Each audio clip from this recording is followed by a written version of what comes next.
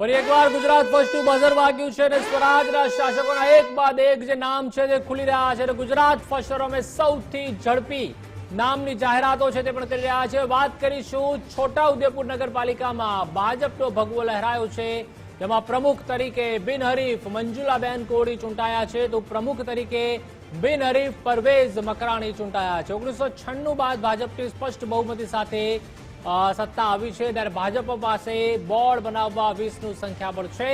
લોકસભા સાંસદ જશુભાઈ રાઠવા પણ પાલિકા ખાતે પહોંચ્યા હતા।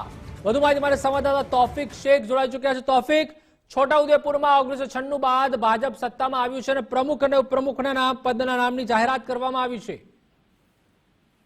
જી પ્રતિભાલ, આપને હું ચોક્કસથી જણાવી દેવા માંગુ છું કે છોટાઉદેપુર નગરપાલિકામાં હાલ ભાજપનો ભગવો લહેરાયો છે।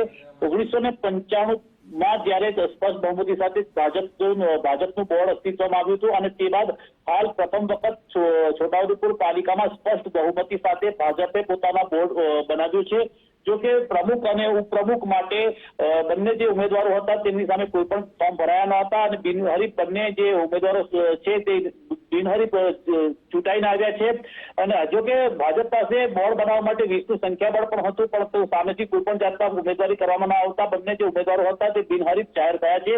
1995 બાદ જયારે છોટાઉદેપુર પાલિકામાં ભાજપની સત્તા હતા, જે છોટાઉદેપુર નગરજનો છે, છોટાઉદેપુર ભાજપના જે કાર્યકરો છે તેમાં આનંદ છવાયો હતો અને આ આનંદમાં સહભાગી થવા માટે લોકસભા સાંસદ જે જશુભાઈ રાઠવા પણ નવા વરાયેલા પ્રમુખ અને ઉપપ્રમુખને શુભેચ્છાઓ પાઠવવા માટે પાલિકાએ પહોંચ્યા હતા। જી આભાર તોફિક, માહિતી બદલ।